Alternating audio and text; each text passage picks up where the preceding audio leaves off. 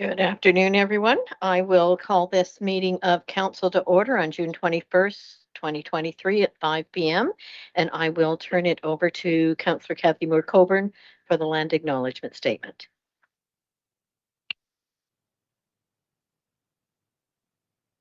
We acknowledge with respect the history, spirituality, and culture of the Anishinaabeg, the people of the Three Fires known as Ojibwe, Odawa, and Potawatomi Nation, who have inhabited this land from time immemorial. And further, give thanks to the Chippewas of Saugeen and the Chippewas of Nawash, now known as the Saugeen Ojibwe Nation, as the traditional keepers of this land. We also recognize the Métis and Inuit whose ancestors shared this land and these waters. May we all, as treaty people, live with respect on this land and live in peace and friendship with all its diverse peoples. I have the pleasure of recognizing today, June 21st, as our country's National Indigenous Peoples Day. This is an opportunity for us to consider what truth and reconciliation really means to each of us. As a municipal council, there are actions that we can take. In particular, I would like to highlight number 57 of the calls to action, which state that municipal governments should provide education and skills-based training to public servants on the history of Aboriginal peoples, including the legacy of residential schools and treaties and Aboriginal rights. We need to get back on track with this training. Reconciliation can only happen when we have learned. Aside from our council role, one action that we can each take is to develop our own personal pledge of reconciliation with Indigenous people. And I thought if it was okay with everyone, I would share mine. I pledge in the spirit of reconciliation with Indigenous peoples in Canada to continue to learn about Indigenous people and issues, look forward to positive change for the situation of Indigenous peoples, find ways to address the myths, stereotypes, and misconceptions that still exist about our history and about our Indigenous peoples, and to not perpetuate these myths myself, to challenge the stereotypes and myths when I observe them in others, to attend and support local Indigenous ceremonies and events, and to encourage others around me to strive towards truth and reconciliation and support National Indigenous Peoples Day. I appreciate this time of reflection, and I encourage each of you, my fellow councillors, staff, and members of the public, to create your own pledge in the spirit of reconciliation. Thank you. Thank you. And before we move ahead, we should maybe determine who is doing the land acknowledgement statement at the next meeting. Welcome, Councillor Thompson. Anyone willing to step up? Councillor Deputy Mayor Pringle, thank you very much. So item 3 on the agenda, are there any additions to the agenda? Seeing none, I will read the recommendation that the agenda be approved as presented. Could I have a mover and a seconder? Councillor Day? Deputy Mayor Pringle? Is there any discussion? I will call the vote. All in favor? That is carried. Thank you. Are there any declarations of pecuniary interest? Seeing none, you may declare at any time throughout the meeting if one does arise. Minutes of previous council meetings. We have the minutes from June 7th, 2023. The recommendation is that the minutes of the council meeting held on June 7th, 2023 be adopted. Could I have a mover and a seconder? Councillor Coburn, Councillor Winters, is there any discussion? I will call the vote. All in favor? That is carried. Under announcements, does any member wish to make an announcement? I will add 2 items here, actually. For any that weren't here earlier, we had a very nice gathering outside to honor Bob Knapp for all of the service he's given to our area and the municipality over the past number of years. So it was quite a nice gathering out there. The other thing I will add here is from Indigenous Peoples Day, and this went out earlier as a media announcement, but it's commemorating the story of Naniba Wakwe. So today, on this special occasion of Indigenous Peoples Day, we gather to celebrate the history, heritage, resilience, and diversity of First Nations, Inuit, and Métis people across Canada.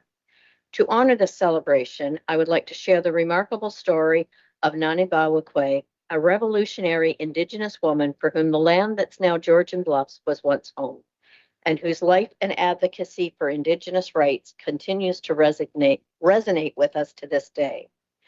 Nani Bawakwe's journey was one of resilience, determination, and the unwavering pursuit of justice. Her story sheds light on the unjust policies and hardships faced by Indigenous communities in our past and reminds us that their impacts are still present today. Nani Bawakwe was also known as Catherine Sutton. She lived during the mid-19th century. She was a member of the Mississauga Ojibwe Nation and a fierce advocate for land rights and the preservation of Indigenous culture. Twice, Nani Bawakwe was forcibly removed from her land, facing the devastating loss of her ancestral territory. First from the Credit Indian Reserve in what is now Oakville, and then from the land gifted to her by the Nawash Band in what became the township of Sarawak. These actions were part of the forced dispossession and marginalization that Indigenous communities across the country endured, and the impact of these removals is still felt today. In her quest to reclaim her land, Nani Bawakwe faced significant discrimination and barriers. Despite her efforts, she was blocked from repurchasing her land solely because of her Indigenous identity. Simultaneously, she faced another hurdle when she sought to relocate to Cape Croker, now the Chippewas of Nawash unceded First Nation, as she had married a white man and was therefore no longer considered Indigenous. These discriminatory policies aimed to deny her basic rights, further compounded the injustices she had already experienced.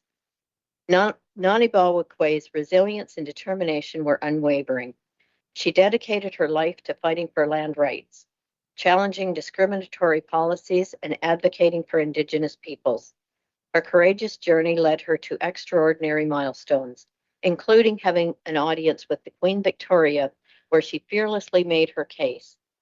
Sadly, these policies were not resolved in her lifetime, and her family was only able to repurchase her land in the name of her white husband. The impacts of Nani Bawakwe's work and the unjust policies she fought against are still present in our community today. As we acknowledge Indigenous Peoples Day, we recognize that the struggle for justice and equality continues. It is our collective responsibility to honor Nani Bawakwe's legacy by actively working towards reconciliation, understanding, and dismantling the barriers that persist. In commemorating Nani Bawakwe's story today, let us reflect on her courage, resilience, and unyielding spirit. Her advocacy continues to inspire us to confront the injustices faced by Indigenous communities, both historically and in the present. As we move forward, let us foster a community that embraces diversity, respects Indigenous rights, and ensures that the legacy of Nani Bawakwe lives on through our commitment to reconciliation. Thank you for everyone bearing with me while I read that. I would also add that in Nani Bawakwe's memory, Cobble Beach has an area in the next phase that is dedicated to her memory and is an actual cemetery within the Cobble Beach development. So that will be available for everyone to go and see at some time. So thank you. And we will move on. Public hearings. We have none. Delegations or public question period. For items on the agenda, any person who wishes to appear before council regarding an item on the agenda shall make written application to the clerk by 3 p.m. the day of the meeting. To register, go to the website at www.georgianbluffs.ca/delegations or call the clerk's office at 519-376-2729, extension 603. We have none there today. For items not on the agenda, it is the same as what I just read, except you must register by the Thursday of before the meeting. And today we have Intact Public Entities, Tony Comiso. So welcome, Tony. You have 15 minutes to speak. Thank you, Madam Mayor. I'm just going to let Mike from Nickel Insurance do a very quick brief, and then he'll bring me back in to talk about all the fun things about insurance. Hi, Mayor. So Nickel Insurance has been a local brokerage for over 50 years. We've got 20 years in municipal insurance coverages. We work with multiple municipalities, and obviously being this long in our community, we're very community based, which is why I'm here on behalf of Tim Nickel. He actually has 2 lacrosse practices tonight and a minor hockey executive meeting. So yeah, we are literally where you are. And so we just want to say thank you very much for being here with Intact.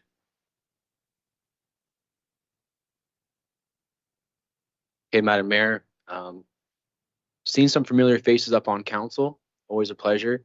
For those of you who are new, my name is Tony Camiso. I work for Intact Public Entities, been in the industry for 15 years now.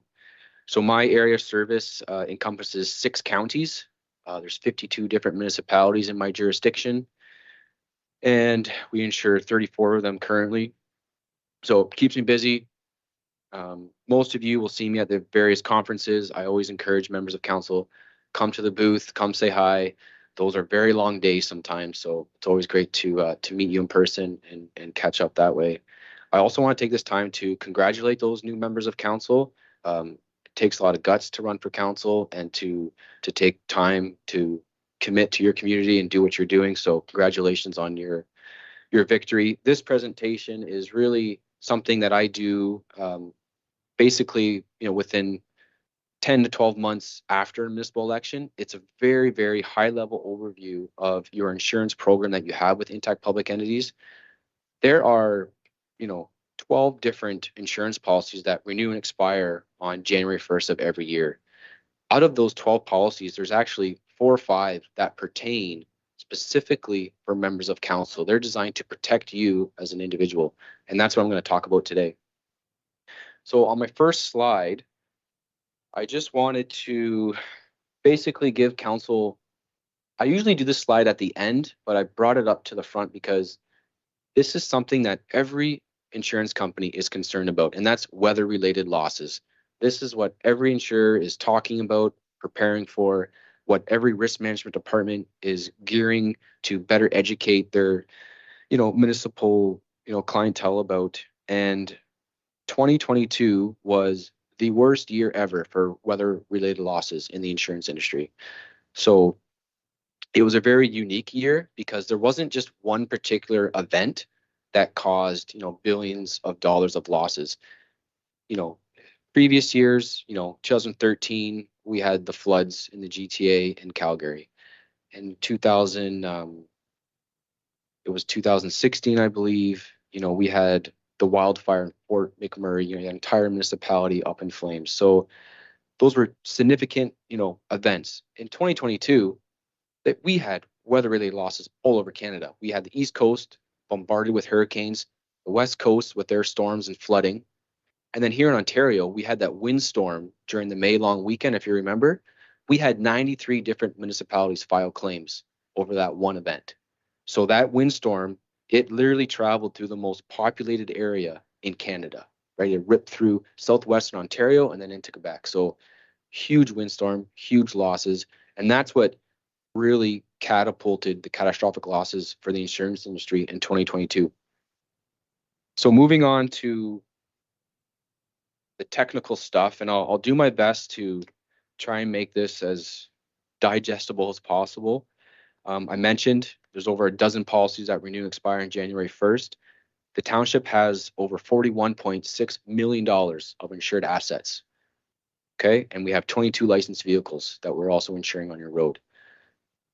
Your program encompasses all that coverage, and the first policy I'm going to talk about is, in my opinion, the most important policy. This is your general liability policy. I think it's the most important policy because regardless if you're a city, a county, a village, or a township, this is the policy that gets triggered the most, meaning this is the policy that municipalities use the most when submitting claims. And it basically protects you and will defend the township for allegations of negligence. and specifically regarding bodily injury or property damage claims. So somebody gets hurt on your property, this is the policy that defends those allegations. Somebody suffers a property loss and there's allegations of negligence against the township, this is the policy that responds to defend those allegations.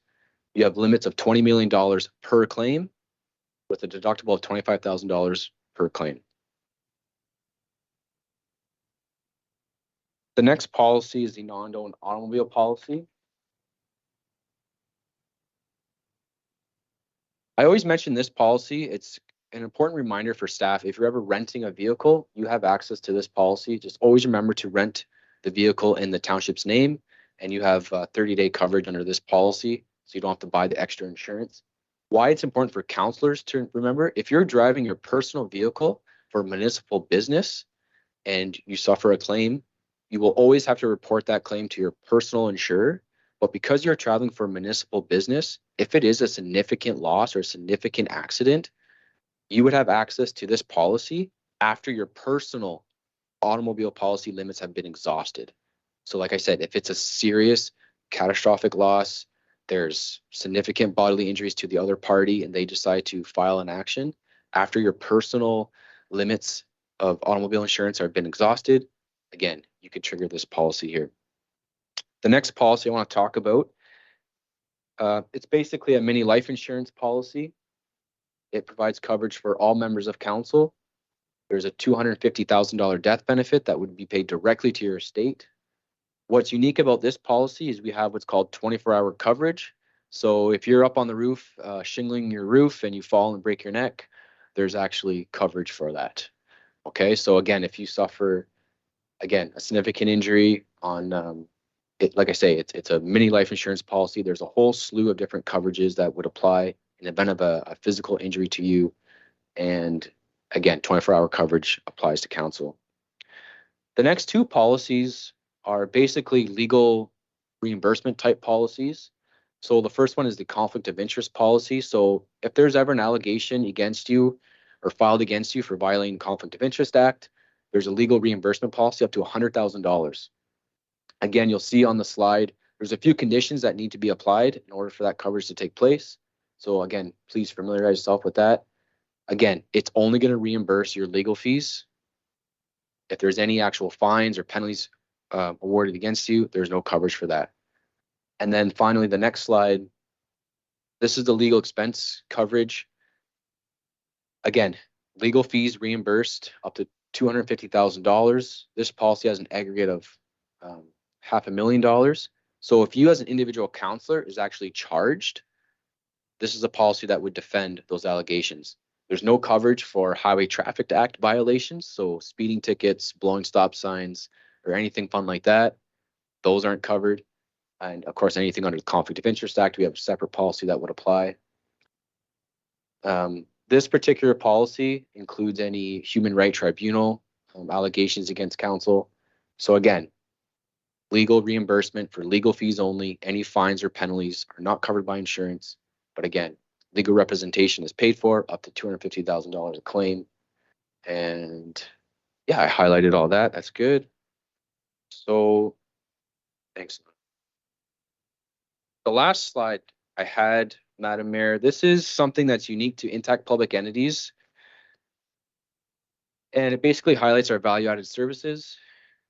Probably the most utilized service is the contract review. So anytime the municipality is engaging a third party and you're entering into a contract with them, there should be an insurance clause within that contract somewhere. So again, just a reminder to council and staff, send that in to Mike and Tim over at Nickel Insurance. They'll have a peek at it. They send it to our risk management team. We have a peek at it. So at least it's being vetted, and we'll make some recommendations. It comes back to staff usually within 2 business days, and then you carry on. It's a value-added service. There's no additional charge for it, and it's, again, the most utilized service. Day-to-day risk guidance, your staff are well aware of it. Anytime an inquiry comes up or situation, just call. We can talk about it. Educational training. A lot of our training is now being shifted to webinars. I think the next one's actually tomorrow on cyber insurance. If you're not receiving those invitations via the e-blast that we send out, just let staff know. I will make sure I'll get every member of council on there. I know sometimes they get caught in the spam filters, so you might just not be seeing them. So again, if you can educate yourself on preventing claims, it's only going to make dealing with insurance better for the future. And of course, less claims equals stabilized premiums. The last thing I want to talk about is the Center of Excellence website. This is a website dedicated strictly for risk management. It's accessible to staff and council. There is tons of information, checklists, incident reports, case studies, anything related to municipal government and risk management. You just search bar it and it will come up. And if it's not there, let staff know and our team can research it and come up with something. So the reason I love my job is because every municipality does things differently and there's always unique situations that come up. And if we don't have an article on it, we'll make one. So again, the last piece I have is you should always ask, what are the liability implications when you're entering into a project or doing something? Please ask, does this affect our insurance? What kind of liability implications? Are there litigation matters that need to be, we can help, navigate those things. And then last thing before I open up for questions, the next big conference is AMO. It's in London this year. We are having an event Sunday night. I will send details as soon as it's finalized, and whoever is going to London, please come say hi. Our whole team is there, and there's a lot of people that would love to see you and say hi. So if there are any questions, Madam Mayor, I'm happy to answer them while I'm here. Thank you. Any questions from council? Councillor Day, go ahead. Two quick questions. I might have just missed the answer to the first one. The coverage you were talking about for municipal councils, does that also apply to our staff? Mm-hmm. And if not, there must be a separate policy that covers them. And my second question, of which I got nods, I'm sorry. For those of you who are listening, there's a separate policy. My other question is just to confirm, several of us have other jobs as well as being on council. So that would create a third, like a whole separate insurance company for specifically for life insurance and that type of thing. Is there, if you were covered somewhere else, does that affect your coverage with you? Through you, Madam Mayor, no, that accidental death benefit policy would pay out regardless if you have insurance elsewhere with an employer or just a separate life insurance policy. It's paid directly to your estate. Simple as that. Excellent. Seeing no other questions, thank you very much for coming and doing the presentation. Good to see you, Tony. Good to see you. Thank you so much. Enjoy your summer, everyone. Okay. And our next presenter is Grey Bruce Pride, Rachel Patterson. And Rachel is with us online, so welcome, Rachel. And you have 15 minutes to speak. We can't hear you.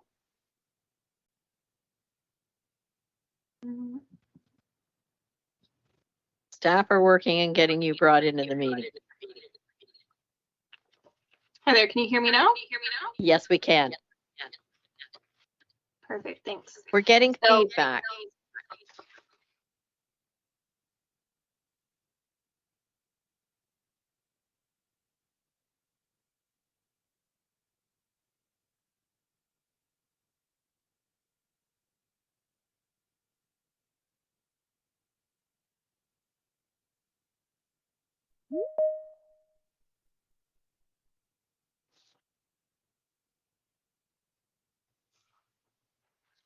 There, try that again, Rachel. It should be good now.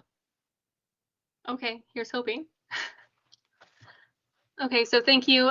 Again, my name is Rachel Patterson. I am the spokesperson for Grey Bruce Pride. And I did want to acknowledge that it is Indigenous Peoples Day. So I wanted to thank you for the land acknowledgement and the story which you told as well. We have actually been honored to have half of our Grey Bruce Pride working group members for the past few years have all either been Two-Spirit or Indigiqueer individuals. And for us, it's just really important to recognize this day. And due to colonization, our sacred Two-Spirit people have lost their culture and their rightful place within community. So it's amazing to see the honoring and resurgence of our community. So we wanted to recognize that today, and then also just give thanks as you recognize the lands and our roles here as treaty people. For us, it's really important to ensure the visibility of all those within our Two-Spirit and LGBTQ QIAP plus community, which I'll just refer to moving forward as just the queer community. And that's why we're here today. We just wanted to thank you because without even us requesting it, you folks took it upon yourselves and took the initiative to fly the pride flag. And within our small rural communities, it is so important. So often we see individuals that feel that pride is only in the bigger cities, but often it's because people have been forced away. People don't feel safe. They don't feel included. They feel isolated within their rural communities. So it's really important that it's happening here. And so we just wanted to thank you for taking that initiative, and additionally the presence of your CEO and Councillor Day at our Own Sound Pride Parade this past Saturday. It's just so incredibly important because lately we've seen the increase of hatred, the increase of homophobia and transphobia and the likes. Many leaders within our local municipalities and school boards, as well as on our national level as well, have been trying to pull us backwards and regress. So, and in a way where it goes counter to our human rights. So it is incredibly important, the work that you're doing, and we just really wanted to recognize that. We just think it's really important that our leaders stand tall and stand in allyship together with our community through active allyship, as we need not only visibility, but continued actionable allyship as well. And I know that right now your municipality currently has one thing that has widely been debated as the acceptance of the queer community on your doorstep and actually on your council table right now, that being the turfing of the interior at the Kilsyth Arena. For those that aren't aware, it would actually mean the dissolution of our safe haven for many within our queer community, which would be our roller derby team, as there are no other arenas where they can practice or afford to be able to do so. And for those that aren't aware, many travel from Mount Forest, Port Elgin, Sauble, Meaford, Owen Sound, etc. And it's just this place where, when so many are suffering from isolation and rejection, derby has always been a healthy outlet to stay active and relieve stress and build a chosen family together. And we see lots of positive role models for our queer youth. So it's one of those sports that has been predominantly queer based, and compared to many other sports where we may not be as welcomed. So I know that's something that's on your table now. So I do urge you to think about that as well too, as you make your decisions. But again, we just really wanted to come here today and thank you for your initiative, and know that you may call on us at Grey Bruce Pride at any time if you're needing trainings or just looking for input, whatever it may be. Just know that we're here because our job is that we can't stand alone. We need our allies to be standing with us. So we wanted to thank you again for your initiative and making this a safer community for Jordan Bluffs and for all those within Grey and Bruce. So thank you. Thank you, Rachel. And I will just turn to the rest of council to see if anyone has comment. Councillor Day, go ahead. I just wanted to say a quick thank you to Rachel for two things. First, I think most people in this room have the experience of hearing mostly concerns and complaints and questions, and gratitude from the community sometimes comes in less often. So thank you very much for acknowledging the pride flag and the great response. You probably don't know actually that a great response that our CAO and council have had to the one complaint that came in. It was very concise and decisive. Secondly, I don't know if everyone else in the room knows how much work you put into organizing the Pride Parade. So thank you and the rest of the Grey Bruce Pride Parade Committee who put together an amazing day. And speaking from my other profession as a teacher, it is I see entirely different sides of the youth who sometimes are very quiet at school and not comfortable being themselves. And they go to that parade on that day, and it is like they're an entirely different, confident, happy, outgoing person. So thank you for creating an environment in which they can be themselves. Thank you, Councillor Day. Any other comments? Seeing none, thank you, Rachel, for your presentation. Thank you. So we'll move on to the consent agenda. Are there any items that anyone wishes to have pulled off of there? Councillor Coburn, go ahead. I'd just like us to pull item 9.5.2 for perhaps a quick comment or maybe a short discussion. Thank you. Okay, and do we want 9.4 pulled for comment on those water reports? Okay, so we're pulling 9.4. All of those. Anything else? Okay, so the recommendation is that Council of the Township of Georgian Bluffs adopt the consent agenda for information as circulated, less items 9.4 and 9.5.2, and that all actions contained herein are hereby approved. Could I have a mover and a seconder? Councillor Coburn, Councillor Thompson. There's no discussion. I will call the vote. All in favor? That is carried. Thank you. So we will first go to 9.4, the water system report. Thank you, Madam Mayor, and through you to Council. So those of you that are reading item 9.4.3, the Potawatomi water system report, will notice that there was a compliance issue that was flagged in there. That was actually picked up by the ministry as well. They did an inspection on April the 23rd, and they found that compliance issue again. It was there was a test done one day late, and that was the compliance issue. So that compliance issue has been rectified. It was rectified on site with the ministry when they came out for the inspection. They actually saw the report and the test had been done, so the compliance issue was fixed immediately. But just in case anyone had any questions about that compliance issue.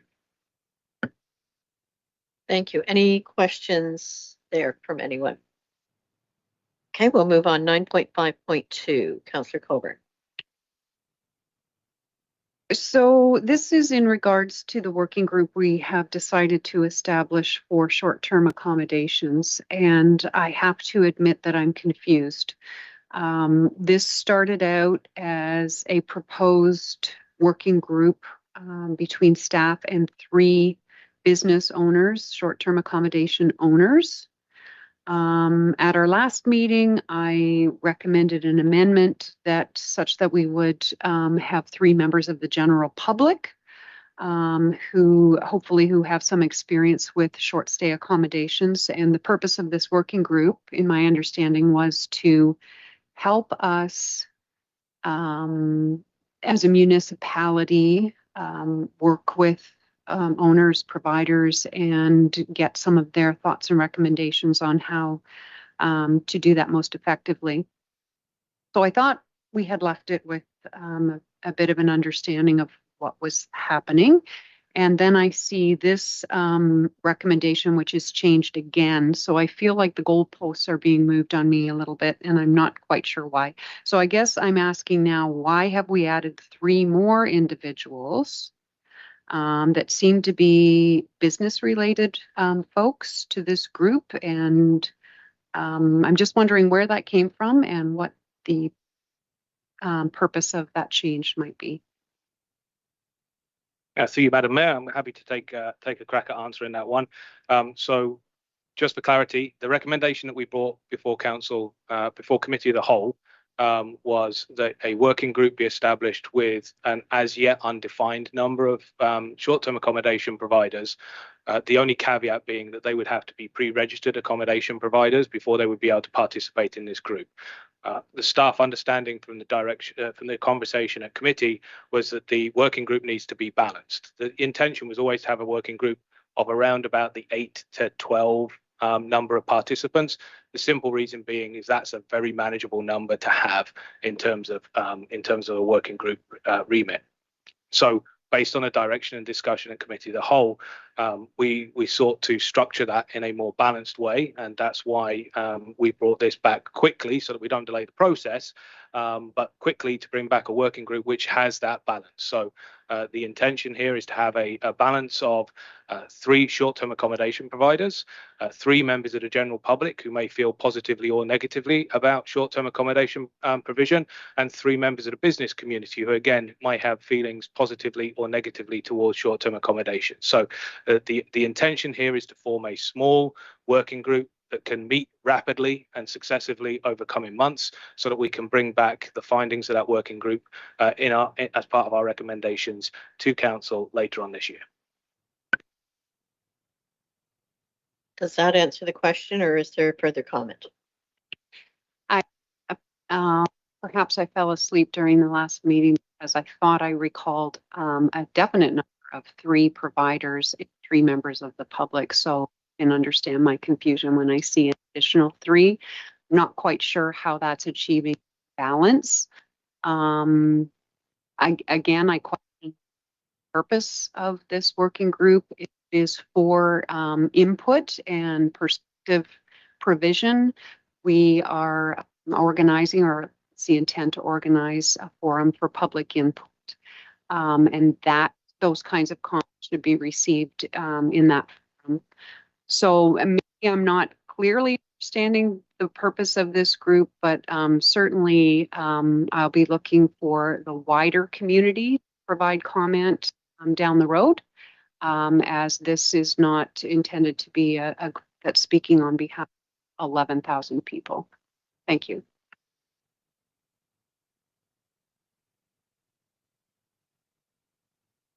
So I can try and take a crack at that one. So through you, Madam Mayor, to members of council. So this is just a small part of our overall engagement strategy. We are currently planning a digital engagement, which will welcome comments from any member of the community that wishes to participate in that. We are also planning a in-person engagement activity, which will be specific to this topic and allow people to share their views, both with members of council and staff, in an in-person forum and an in-person setting, regardless of what those views may be. The purpose of a working group is really to work through issues. It's not really to so much to speak on behalf of communities. It is to have some lived experience, individual lived experience. So we're not expecting anyone to speak on behalf of the community at large. We are simply expecting individuals that want to participate in this to speak on behalf of themselves and to help staff understand and test and look at some of the issues that come through those engagements. So the intention of this working group is to provide, I suppose the closest analogy I can get is, we anticipate that through an online survey, we're going to get some rough ideas of what some of the concerns, what some of the challenges, what are some of the opportunities around short-term accommodation provision. But that will be at a high level. Through the in-person engagement, we're hoping to explore some of those a little bit further and a little bit more in detail. The purpose of this working group is to take that conversation to yet another level again, and to explore those challenges, explore the opportunities, and explore potential solutions so that we can come back with as robust an understanding. So this is part of that engagement process. This is not the only tool. Neither does this tool have any greater weight than any one of the other tools that we will be providing. This is simply an opportunity for us to be able to delve deeper into some of the issues that we hear through the other engagement mechanisms. Thank you. So then just quickly, you said the intent for the participants is to provide some perspective regarding their lived experience. I think I recall you saying that we would be drawing names out of a hat. So for the general public, I would recommend that you, instead of making it so random, you might want to look at, do they have that lived experience and are they able to contribute in a meaningful way to the discussion? So again, I'm happy to try and answer that one. So we did think very carefully about building this process up. We are trusting members of the public to bring that perspective to the table. We did think about asking members of the public to, and indeed short-term accommodation providers and business owners, to provide us with a resume or some form of justification as to their perspective. We didn't want to place staff in a position of judging one person's lived experience more than another person's lived experience. Lived experience is a personal thing.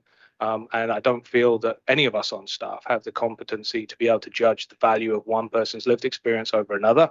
And so in this instance, we are simply asking you, if you have a lived experience, positive, negative, neutral, whatever, we would love to have you apply for this. I'm pleased to say that since the conversation last week, we already have had quite a few people put their names into the hat. And so we're looking for some more over coming weeks so that we have a good list to be able to pick from.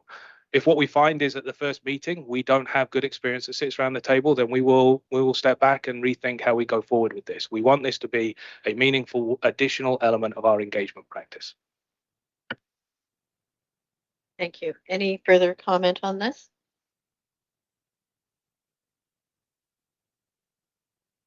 So moving forward, do we need a separate motion to go ahead and accept that one because we have pulled it? Okay, so could I have a mover and seconder to actually get that item on the floor? I guess we should have done before we discussed it. Councillor Winters and Councillor Thompson, any further discussion? I will call the vote. All in favor? Opposed? That is carried. Thank you. Moving on to item 11, 11.1, correspondence from Keppel Sarawak Eco Team. A thank you letter. Does any member wish to provide comment on this? Seeing none, I think we will just say thank you to the Eco Team. They did a wonderful presentation here, and I look forward to hearing their reports back in the future.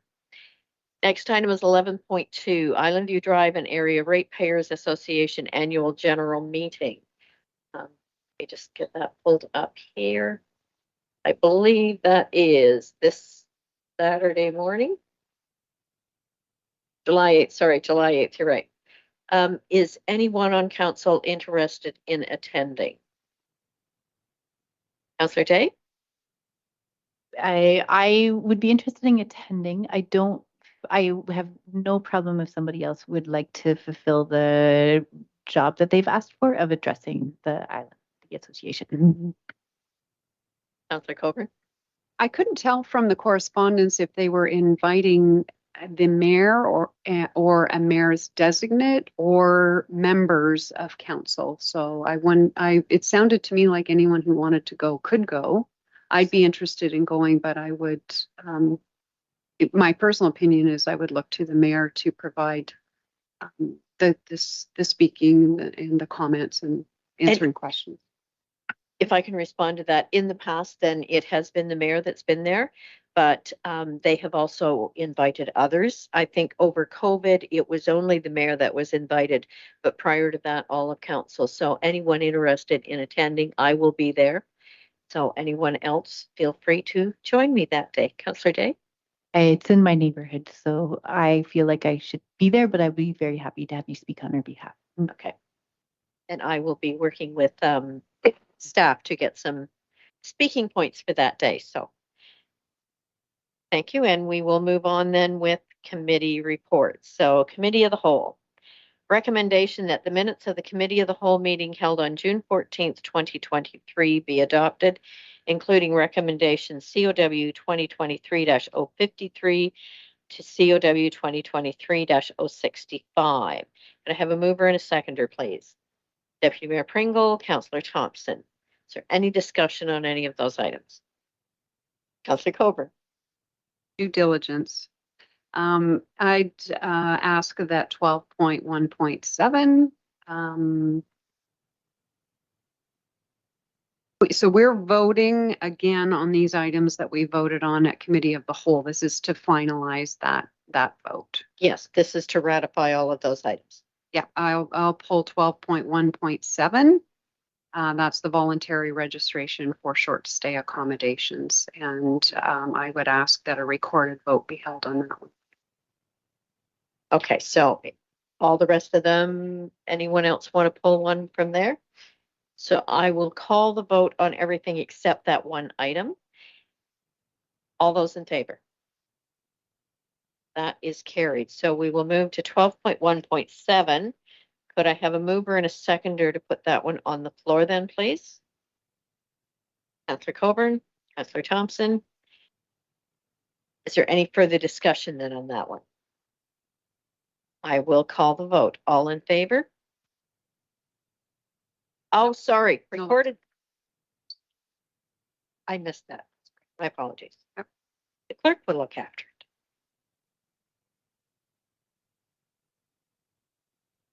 Through you, Madam Mayor, a recorded vote has been requested. When I call your name, please indicate your vote for or against.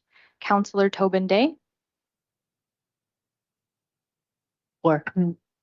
Councillor Rick Winters, For. Councillor Ryan Thompson, For.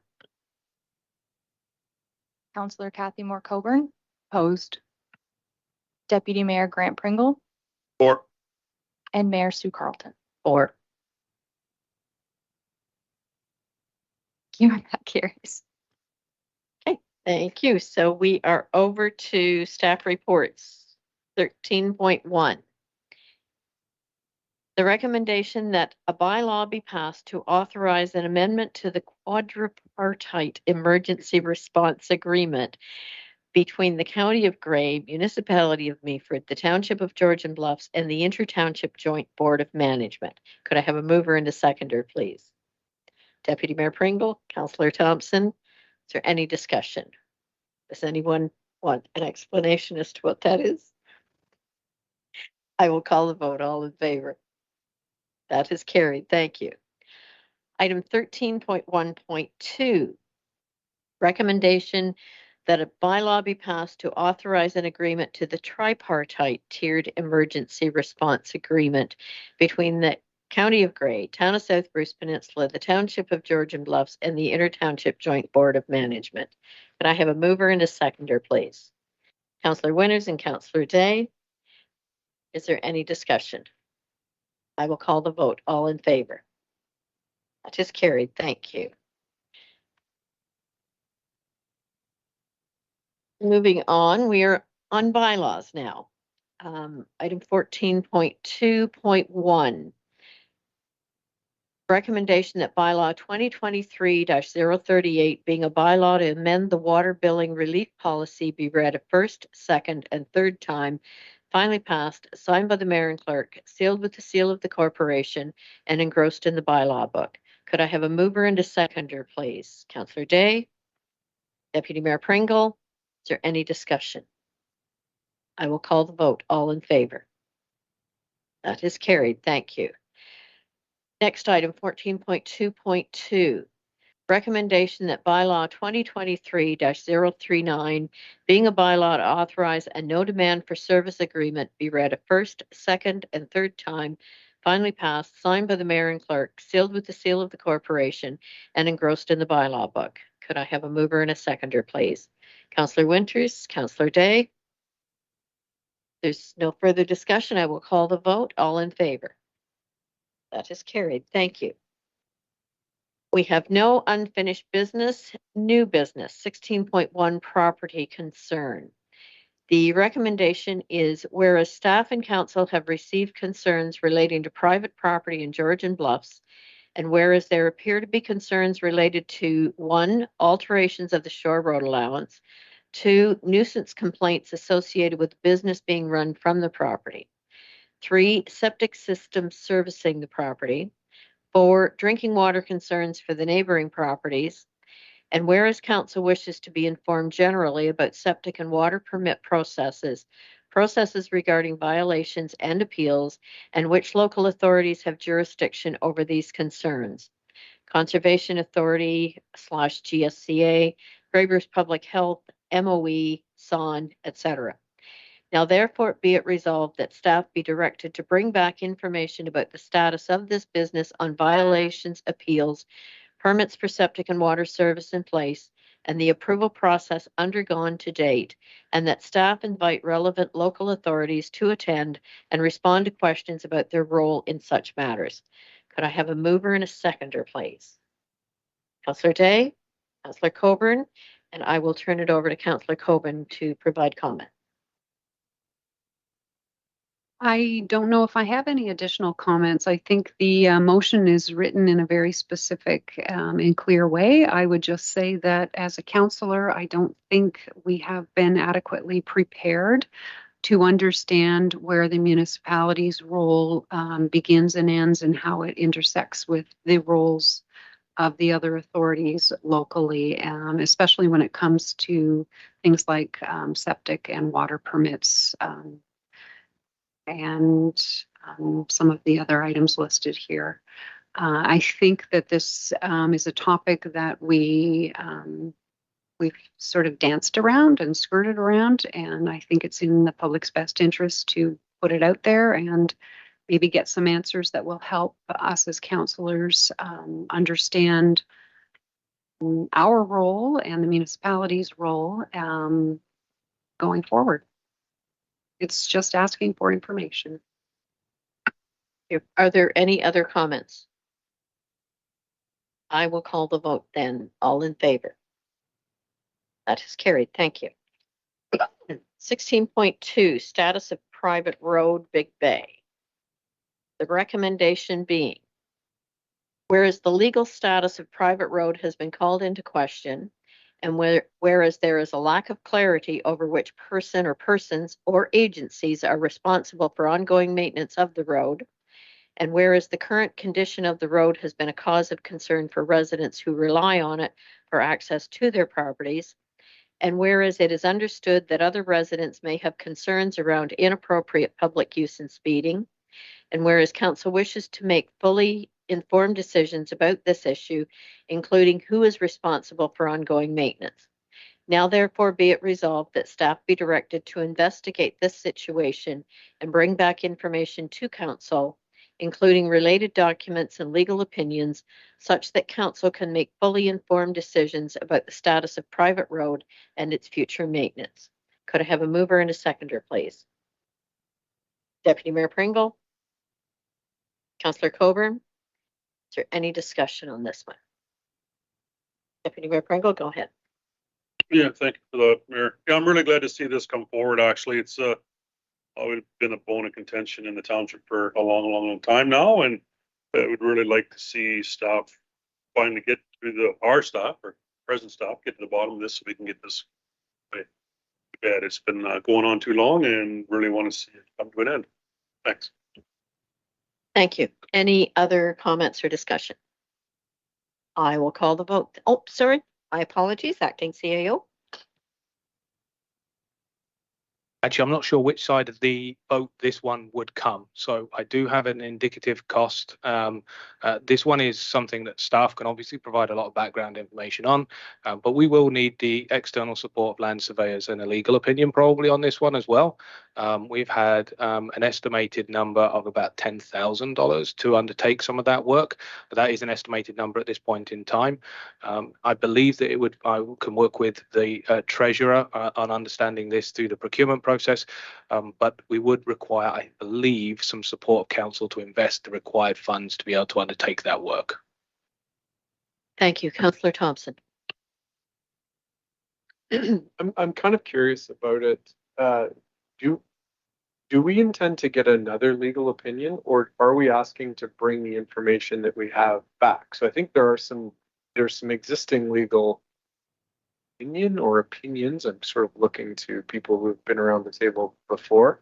So my question is, are we going to review again the information that we used to make the original decision, or are we going to go out and get more information? Because then I'm kind of curious if we're going to say, well, we have this legal opinion and this legal opinion and this consultation with the OPP and this consultation with other community bodies, and then we went out and did it over again. So my vote on this is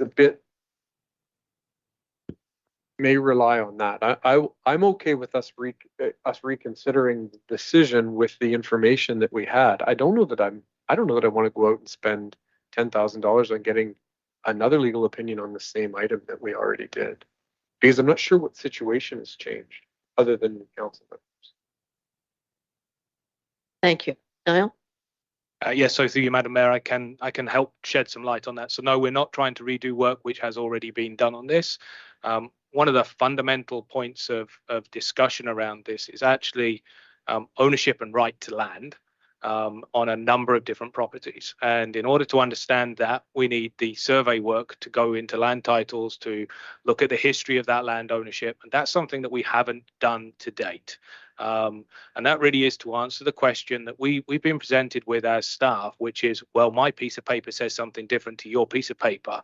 And what we're hoping to do through the investment of this money is to get the truth from land titles, from an expert in land title searching, who is able to go back and analyze the various different surveys that we've seen in this area, so that we have some clarity around that piece. The legal opinion, which may or may not be needed at this time, would be purely based on any new information that that land title search presented to us. So we would not be asking to redo any work that had been previously done on the on this file. This would be an opinion based on any new information that came to light. As I say, the legal opinion, we're not even sure we may need at this point in time. It may just be that land title search. Thank you. Before I go to Councillor Day, did you have anything to add there? Okay, Councillor Day, go ahead. Given the nature, given the strong feelings on both sides of the issues around the road, and the fact that in the winter, some folks are landlocked, so to speak, they can't access their property. It does feel like something that would be good to dig into and understand who has rights to that road, which it has interesting maintenance on it. I also feel like you've already answered my question that I had earlier. I just to reinforce the message, I would not like to redo any work. So I'm glad that you brought that up. Any research for legal opinions that have been sought in the past, I think we should make good use of. Thank you. Councillor Winters? Thank you. I think one of the issues with this road is that you get the answer to the question that you asked. And I think you're going to find that, Niall, as a staff member coming into this, that whatever question was asked, that was the answer that was given. But I think you're going to find that none of the right questions were ever asked. And we as council and we as a township have confused the issues that are there. One is, like you said, the ownership, the history of the road, and land access are two different things. And I think we as council, as a group, historically over the years have confused that. So I think it would be nice to see a report back with all of the information that you can find. Hopefully it would be inclusive of everything that did exist. But I think there is a piece of the puzzle that is missing that needs to be identified. And I agree with that. I don't like spending money, but I think that piece is missing of the puzzle. Thank you. Thank you. Councillor Coburn? Yeah, and just not to reiterate, but just to add, that's why I'm bringing this motion forward, is because I feel like although we have some information, it's we are missing that survey piece, and without that, we can't really make a great decision. And likely, the legal opinion was based on only the information we had at the time. So I think we do need more information on this. Thank you. The only question I would have for staff then is, we do not have anything in here regarding spending $10,000. So do we need to amend this motion or add a second motion to ensure that staff have the ability to spend that money if necessary? And I see staff talking. Councillor Winters, go ahead. I would hope that as a council at this point, we would say, let's start the ball rolling. Let's bring back all the information that exists. When that's presented to us, that we get a background to where it is, we can make that decision where we're going forward. Because I think in all fairness, we've got 4 members of council that maybe don't have a lot of experience on this. But there is quite a history there that needs to be absorbed. So I think there is time to bring that information forward, as well as then go back out with the next piece and bring it back to council what that cost is. That's what I would like to see done. So if I may, through you, Mayor Carleton, thank you, Councillor Winters. And I may well be tapping you on the shoulder for some pointers as to where to look for some of this stuff. If I may be as bold, it would if it was possible to support both, and I would take away the direction to do that deep dive into what we have. And the only reason I say that is because the survey work may take some time, and I don't wish to delay this piece coming back to council any further than it needs to. As I say, we've been presented with conflicting information, and I also recognise that the answer that we give will make people unhappy. Whichever way we go, there are going to be some unhappy people on this one, and I want to make sure that when I come back with a final thought on this one, it is with something that I am very confident that we have done our utmost to find out. I will take your point on board, Councillor Winters, and expect to reach out from me very shortly. I think if we could have the direction given tonight and take it that I would only use it if we needed to use it, then I think that would be helpful to make sure that I can expedite this work. Councillor Coburn? Yeah, I'm happy to amend my motion to include that. I think I don't see the point in gathering the information that was circulated to previous councils only. If we've identified there's information missing, we need to move forward with accessing that. I'm happy to give approval for that amount of money to be spent as needed.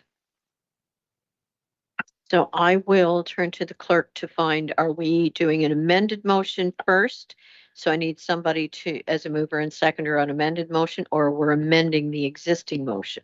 Through you, Mayor Carlton, we would be amending the existing motion of Councillor Coburn.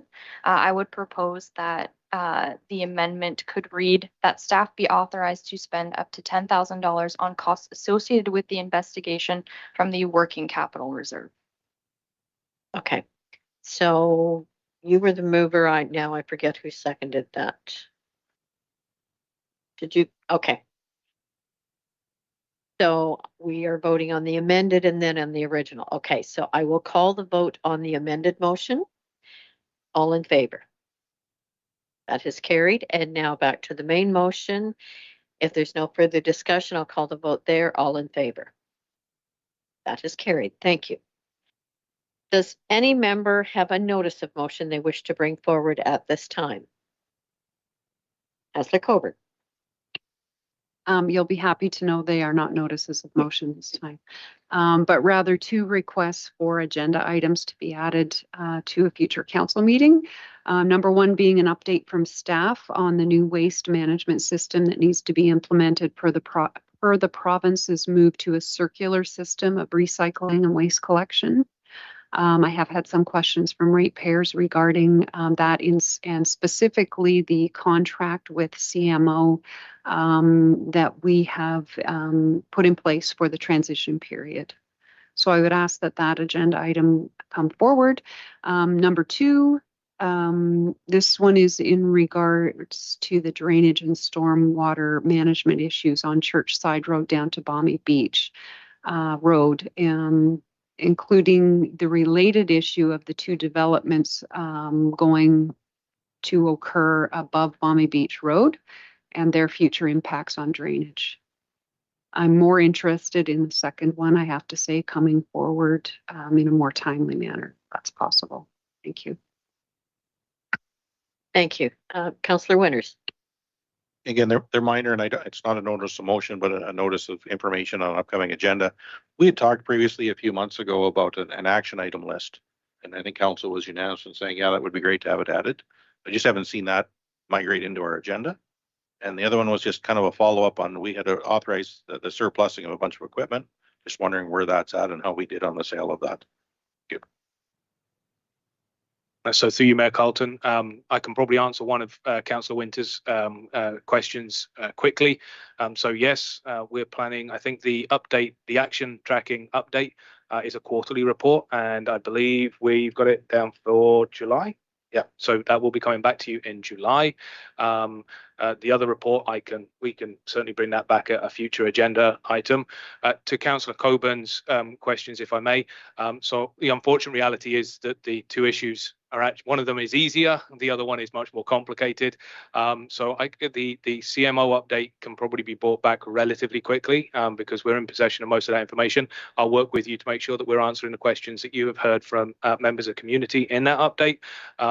The update on Balmy Beach, yeah, we can move expeditiously to bring that forward, but that is a somewhat more complicated file for us to bring forward, and with more moving pieces. But certainly recognise the significance of that one, and we'll work to bring that back as quickly as we can. Mr. Coburn, go ahead. Just for that one, if we could get some heads up regarding the timing that might come back. I'm working with a group of ratepayers who wish to provide delegation to council on that matter, and I just would like to give them as much notice as possible. Thank you. Understood. And through you, Madam Mayor, would it be acceptable for me to share that timeline with the whole of council in perhaps a week or so once I've had a better handle on it? That would work, and I see Ms. Buchanan has a comment to make. Yes, so in regards to Councillor Winter's second question, we're still in the process just with the transition of staff. We haven't got it listed yet on GovDeals. So we're taking a few more pictures and then they will be listed in the near future. And in relation to your first question, it was included on, I believe, the May 10th, the council direction and action items. I do not recall off the top of my head what it was called, but it did list outstanding motions of council that had given direction to staff. Quarterly council direction reporting is what it was called. Okay, if there's nothing further there, we will move into closed session. So recommendation that council of the Township of Georgian Bluffs move into closed session at 6:05 p.m. in the council chambers with the acting CAO, acting clerk, and HR manager remaining in the room to discuss. 18.1 personal matters about an identifiable individual, including municipal or local board employees, section 239(2) of the Municipal Act 2001, personnel staffing member matters. Could I have a mover and a seconder, please? Councillor Thompson, Councillor Coburn, all in favor? That is carried. Thank you. We are now in closed session.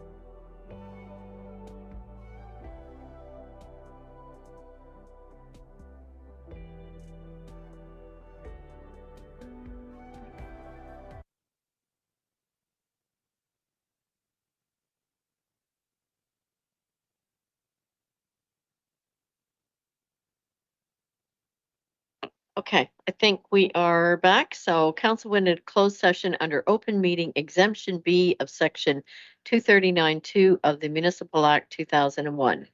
As a result of closed session discussions, the following actions were taken. 18.1 direction was provided to staff, and the following motion is being presented as a result of closed session discussions. That the recruitment for a manager of fleet waste management and operations be initiated immediately, with subsequent recruitment to follow for a supervisor operations, and that the manager engineering and infrastructure recruitment be started in summer of 2023. Could I have a mover and a seconder, please? Councillor Winters, Councillor Day. Is there any discussion? I will call the vote. All in favor? That is carried. Thank you. We are over to the confirming bylaw. That bylaw number 2023-040 being a bylaw to confirm the proceedings of council on June 21st, 2023, be read a first, second, and third time, finally passed, signed by the mayor and clerk, sealed with the seal of the corporation, and engrossed in the bylaw book. Can I have a mover and a seconder, please? Councillor Thompson, Deputy Mayor Pringle. Is there any discussion? I will call the vote. All in favor? That is carried. Thank you.